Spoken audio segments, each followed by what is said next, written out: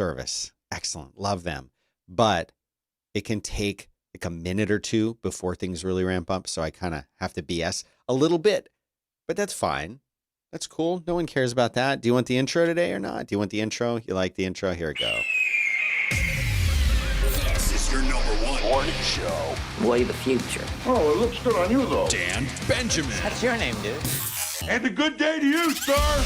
War were declared. You ready? Wait a minute now. Let's go! Yeah, I like it. Now, from the barbecue capital of the world, Look at his face. It's radio, but on the internet. it's Dan Benjamin Live!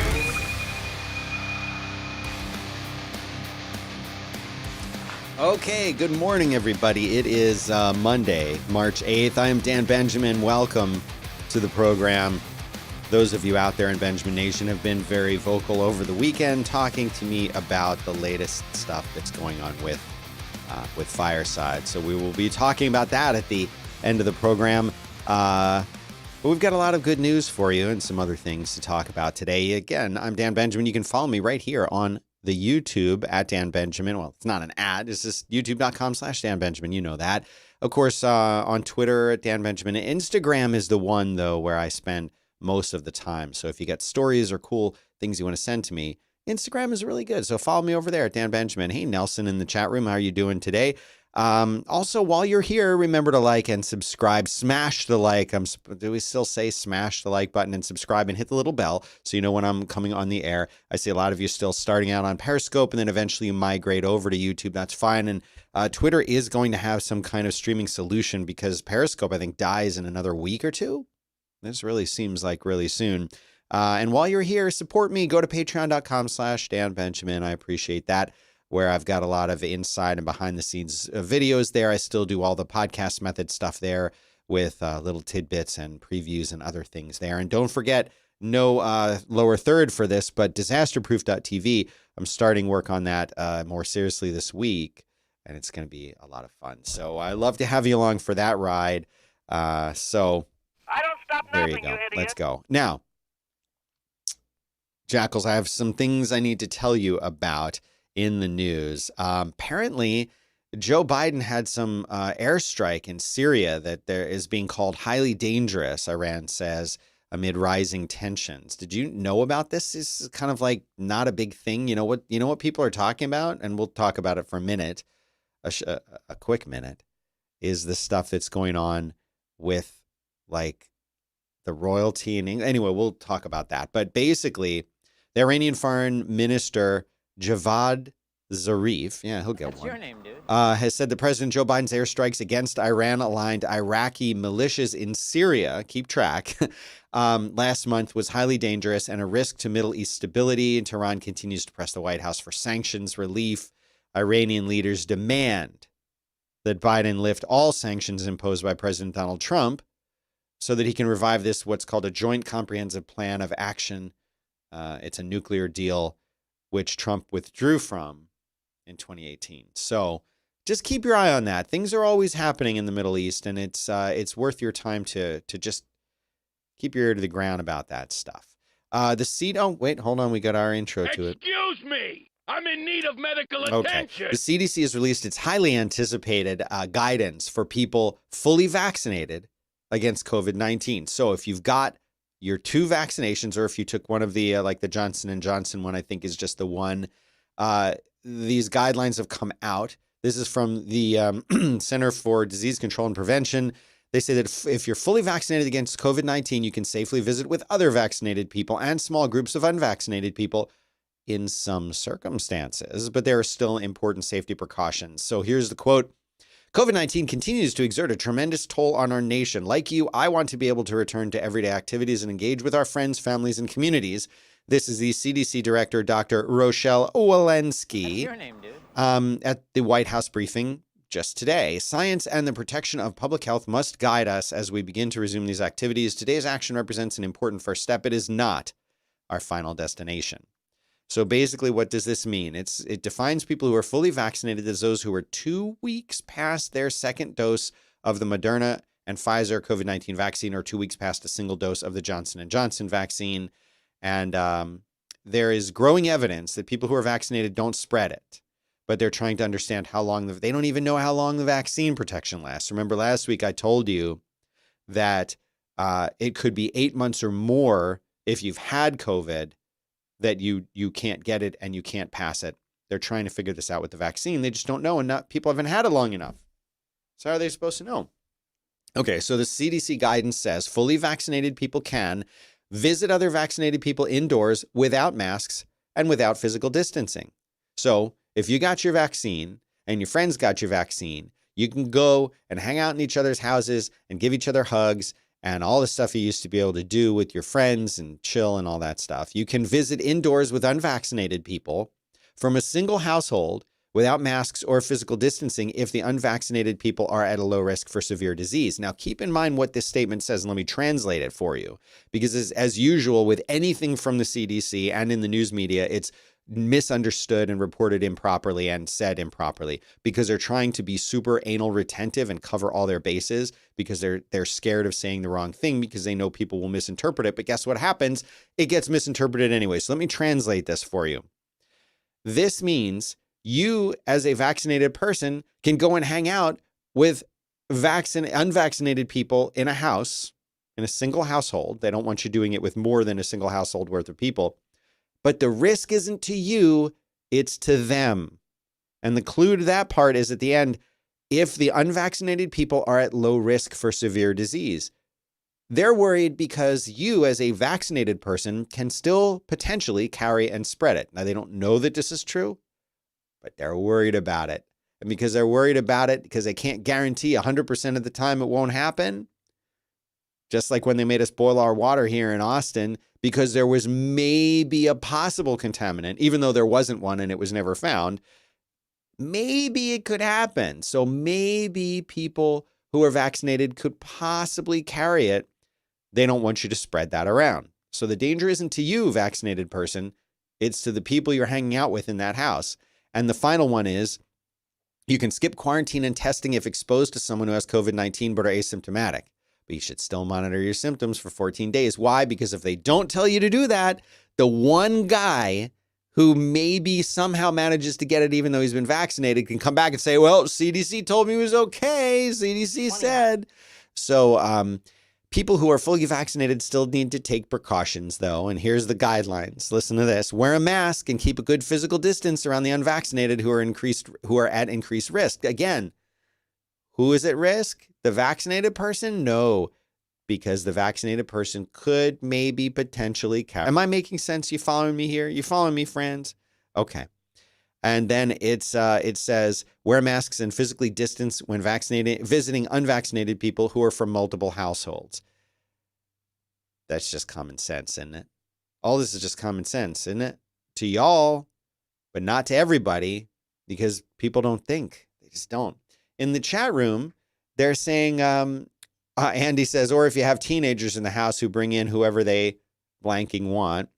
And Andy also says, our family bubble during pandemic increased by 4 or 5 because teenagers. I still can't believe I didn't get it, he says. So some interesting information about that. Another article on a website that I was hesitant to link to. It's called Eureka Alert. I'm not making this up. There it is. Eureka Alert. Eureka. A large number of COVID-19 survivors will experience cognitive complications. A large number. And what do they define as a large number? Well, in one study, 95% of clinically stable COVID-19 patients had post-traumatic stress disorder. Other studies found between 17 and 42% of patients experienced affective disorders such as depression. The main short-term cognitive problems were found to be impaired attention, which was reported by 45% of patients, and impaired memory, which is up to 28% of patients. It says in the long term, neuropsychiatric problems were mostly affective disorders and fatigue, as well as impaired attention, reported by 44% of patients, and memory, reported by 28 to 50% of patients. This sucks. And I know people who have had COVID, and they've all talked about this kind of thing. So if for some reason you're not sure that this is likely to happen, anecdotally I hear it, and now the studies kind of confirm it, which is a bummer. Someone putting mail in the front door mail slot of the office right now. Okay, they're gone. I don't want them to hear the news before you do. Another article here on CNN, don't drop the masks yet. One coronavirus variant is, quote, increasing exponentially as the U.S. races to vaccinate. This is a CNN article. And you know how I feel about CNN. There's a whole lot of stuff in CNN that sounds like news, but it's really opinion. And their writing style is very inflammatory. Listen to the way they write this. And yes, I will do some news speak for you. With every COVID-19 vaccination, the United States inches closer to defeating the pandemic that has killed over 500,000 Americans and left countless more with long-term complications. But major challenges stand in the way.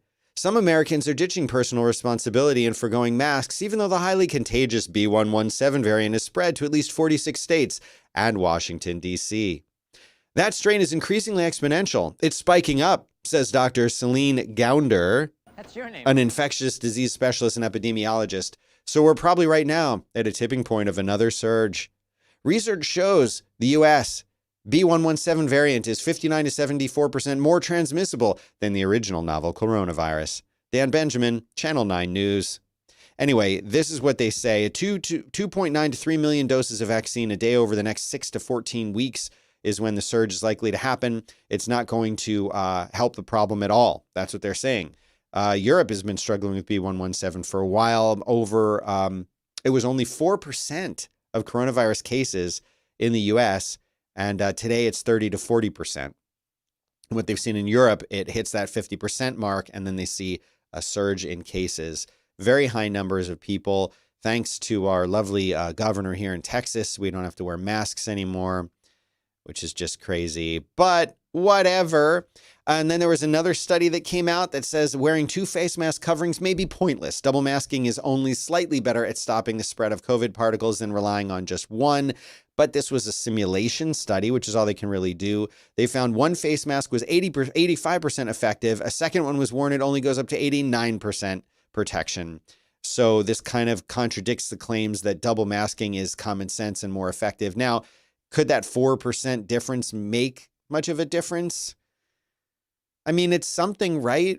And if you think about it, 2 people, if both people are double masking, then it's actually an 8% increase difference, maybe with them, whatever. But of course, the N95 masks are the ones that you should really be using. So that's it. And that's all I've got to say about that stuff. Now into the sort of regular-ish news. The big thing that I kept hearing about is this apparently bombshells from Meghan Markle, who was on Oprah Winfrey. This bombshell interview. Here's a picture of her, but I'm not going to play the video because it'll make me take this whole video down if I do it. But basically, there was this bombshell interview. She talked about her life as a royal. She said that she was isolated. She said that she was lonely. She felt depression. She complicated suicide. Terrible stuff. There was she says that some of the royals were not sure how there were questions about maybe there's some racism there because what would the color of the skin be like of the baby and all of this other stuff. I'll leave this to you to read. I'm just mentioning it because it happened. It's not really interesting to me. I mean, obviously these issues are important, but this whole story of the royals in England, I don't connect to very much, but there's a lot of people who do care about it. And so it's in the show notes. Show notes are going to be at danbenjamin.live. Go and pick the latest show. I actually put 2 articles in there about that. Here is an article about Google's FLoC, F-L, capital F, capital L, lowercase o, capital C. And this is basically what I was telling you about last week, which is that Google says that they are not going to be using cookies to track people the same way. They want to replace third-party cookies with a new suite of technologies targeting ads on the web. And what they came out with is this, one of their proposals to do it, which is the FLoC, Federated Learning of Cohorts. I don't like the name, and I don't like what they're doing. Basically, what they're doing is they're making your web browser do the profiling that the third-party cookies used to do. Let me say that again. We used to have these third-party cookies that would track what you do, but instead, guess what? It's the browser that's going to track it all for you, and the browser that will now determine what ads you should see, and the browser that will fill in all the details for these different sites. So instead of you sending your information up and away to the servers, it's going to happen in the browser itself. The end result is the same. You see ads that are custom tailored for you, and those ads still know who you are and still snoop on you. They just aren't doing it with cookies. So guess what? This sucks. Google sucks. And all of this ad tracking technology sucks. And stop using Google Chrome. How's that for a summary? And how's that for being honest about how I feel? Microsoft Edge, while we're talking about browsers, got what they're calling a speedy startup feature. And they also have something called vertical tabs. Vertical tabs. So here's a little video. You can see them using the vertical tabs right here. And if you're at home listening and not watching along, vertical tabs are just what they sound like. There is a left-hand tab thing that pops out across your browser because, as you all know, we got to 16:9 browsers. They're wider than they are tall. So why put tabs all across the top when you're wasting that part of the screen? Put them on the left where you got extra space anyway. And so that's what they are. That's kind of cool. They also say that it starts up 41% faster after rebooting a device. Well, 29 to 41% faster. So, This is our concern, dude. In case you thought Microsoft Edge started too slow, now it's faster. But Microsoft Edge is basically just Chrome. It uses that browser behind the scenes. So that along with Brave are two of the alternatives to using Chrome if you don't like the Flock stuff. Yeah. Let's connect back a little bit with this Dr. Seuss stuff that I told you about, with the books coming on, being removed and no longer being published. Dr. Seuss books have been deemed offensive and they will be delisted from eBay. So if you thought you could sell your old Dr. Seuss books to people who want them, you still can't do that either. They are sweeping the marketplace to remove the items. This is a quote from them. That's kind of extreme, huh? It says, eBay is currently sweeping our marketplace to remove these items. This is just a spokeswoman. New copies of the 6 books were no longer for sale online at major retailers like Barnes & Noble starting last Thursday afternoon. eBay was the only place you could get them. There were hundreds of listings for the 6 books on the platform, and then it went apparently to thousands. But then the number appeared to be lower and lower, and they say, oh, it's going to take us time to get rid of these horrible, horrible books. The books that are being removed were And to Think That I Saw It on Mulberry Street, If I Ran the Zoo, McElligot's Pool, On Beyond Zebra, Scrambled Egg Super, and The Cat's Quizzer. And so I did a little bit of digging into this, and I can confirm that there's a lot of images in there that by today's standards would very easily be racist. And maybe they were even racist back when he wrote them. I don't know. But by today's standards, absolutely offensive, absolutely racist. What do I think should be done with these books? Well, it doesn't matter what I think. They're already pretty much gone. But should something be removed because it's racist? Should it have a disclaimer? Should there be a warning? Well, I was talking to some people about it, and one of the people said, kids don't read a disclaimer. Kids won't understand a disclaimer. And if these books are available for kids, then the kids are going to read them. They're not going to read the disclaimer. Did you ever read anything in the front of the book before the pictures? No. And they're not going to understand what that means unless a parent or a teacher explains it to them. You can't guarantee that that will always happen. But that brings up this whole philosophy that people need to be protected from those things. But I think it's different here. And this is something that I've been kind of struggling to kind of form an opinion about, because I love Dr. Seuss books when I was a kid, and I still like a lot of them. Of course, I read them to my kids. So what happens there if there's something that's deemed offensive, and in this case, kind of universally offensive and racist? What do you do? Would I still read that book to my kids? Well, there's the one argument which says, for example, I'm a person who is being made fun of in this book. For example, there is a picture of an Asian person with a conical hat holding chopsticks. It's not very cool.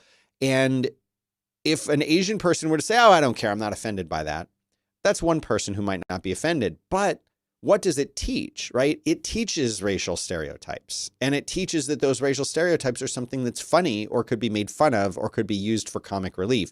And I think that's where people have the problem. So as weird as it is for me to kind of say this, as of right now, I kind of think this was the right thing to do. Last week I wasn't sure, but I would like to hear. Tell me I'm wrong, or tell me you agree with me somewhere down below in the comments. And while you're there, like and subscribe, yep, and support the show on Patreon, yep, and follow me on the social media, All right. So anyway, I'm curious to hear what you think. Now, the last thing I'll say is, should people still be allowed to sell these books? You know, if you want to sell it on eBay, should you be allowed? That's my current question. Let me know in the comments. Oh yeah, did you see the hovering ship? Everybody sent me this because they know I'm the UFO guy. Hovering ship.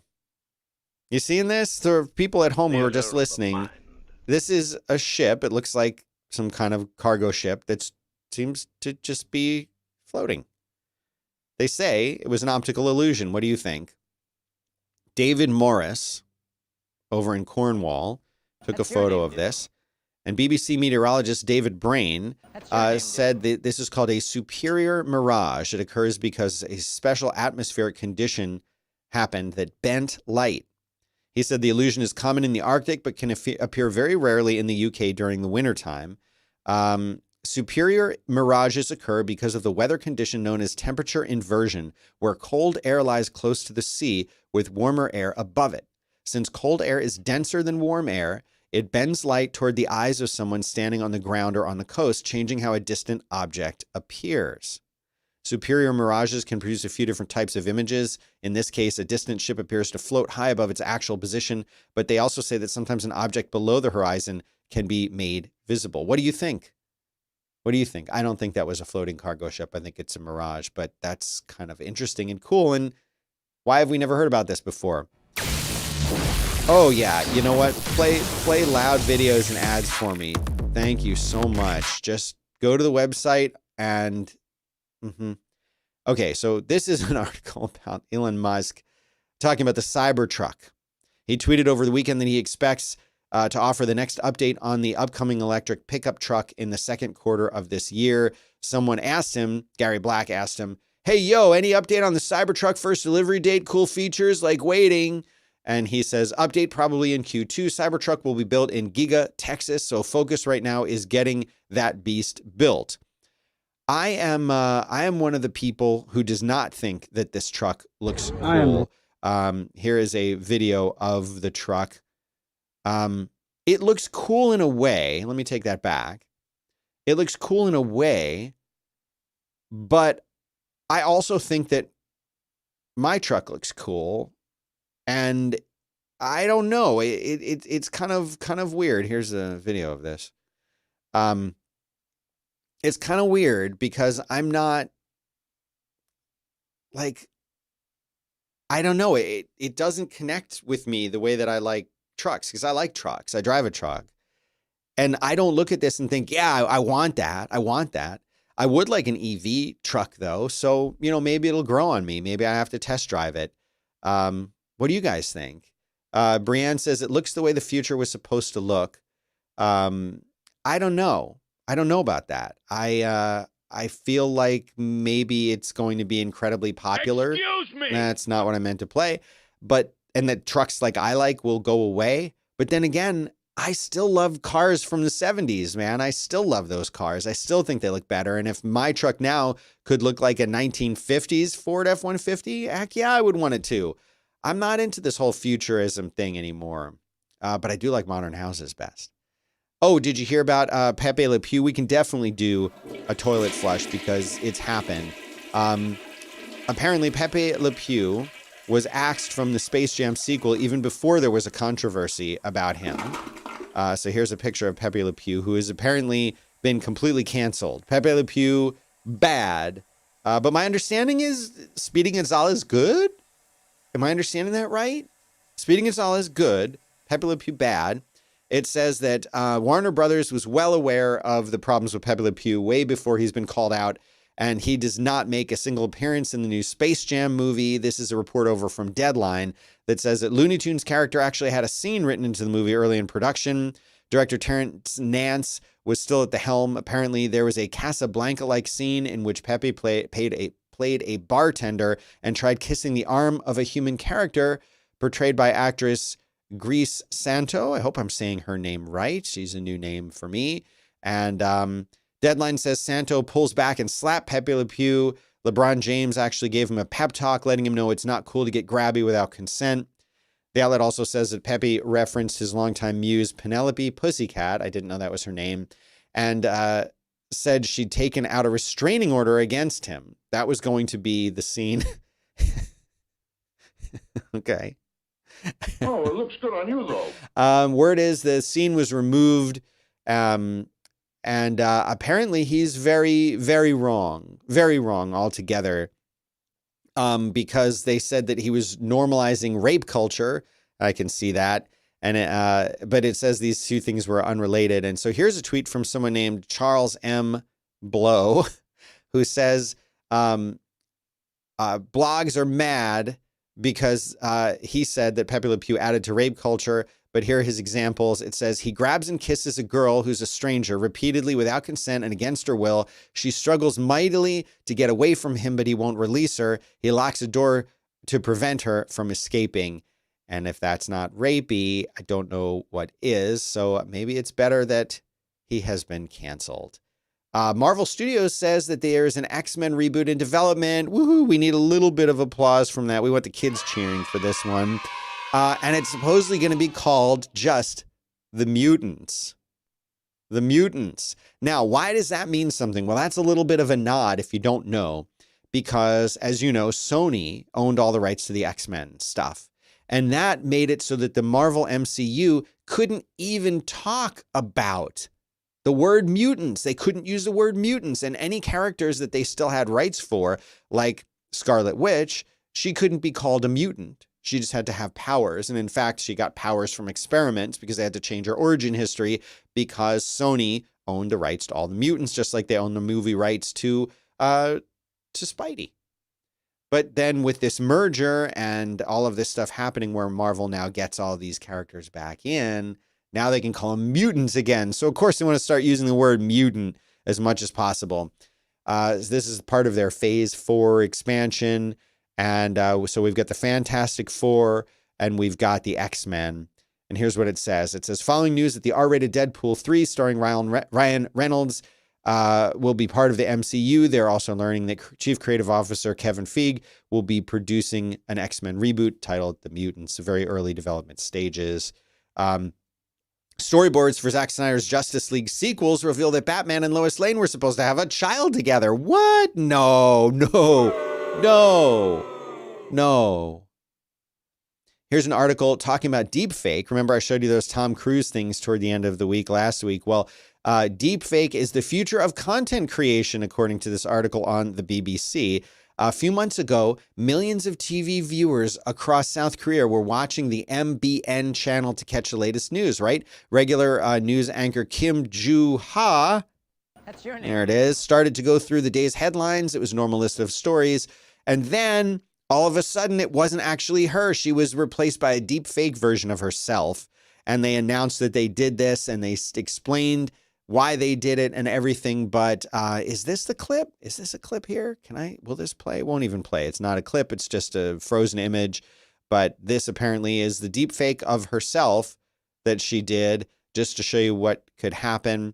And there is now on TikTok, there is an account that was removed by TikTok, whatever you want to call it, it's fine. Deep Tom Cruise, but apparently they can't do anything more with that. But it's getting easier and easier and easier to do deep fakes. And so here's a whole article on this website at BBC explaining how they do it if you're curious about it. But in order to get these viral clips last week, it took weeks of work. So this isn't something that someone can do like on their phone or on their Windows PC and make a deep fake. What they did is they used a Tom Cruise impersonator. And so he filmed it. And this whole article over here and this great video, this is linked to on The Verge, but there's a whole video explaining the ins and outs of how to do it. But their goal was to kind of demonstrate their skills, but really show what deep faking is and how it can work.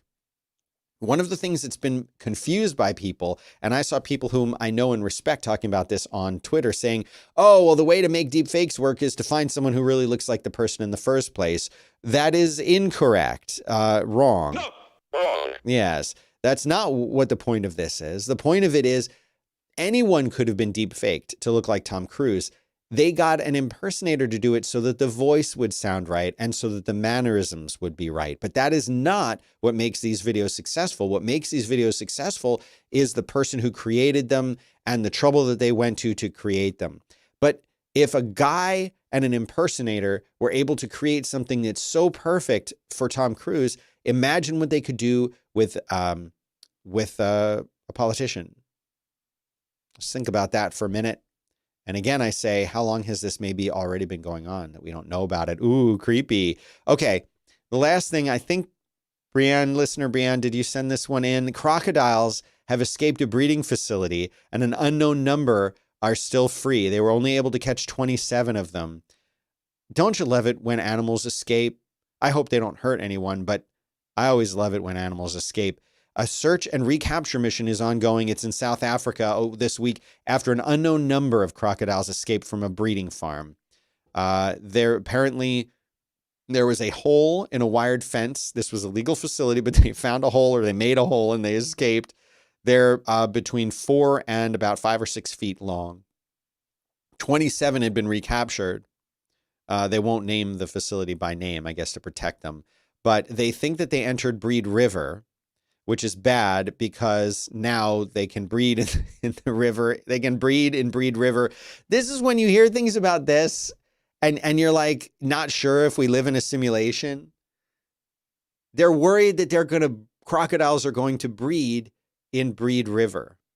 We're in a simulation, people. This is all the proof that I need. And this is all that I have for you today. If you want to, you can follow me. I'm at Dan Benjamin, Instagram, Twitter, and right here on YouTube. At Dan Benjamin. You can subscribe, like, and ring the little bell to remember and be reminded when I come online to do the show. And of course, please support me on Patreon. The Patreon donations are low right now, friends. They are very low. And yet you turn out here in thousands, and you could give me $1. Give me $1 a month.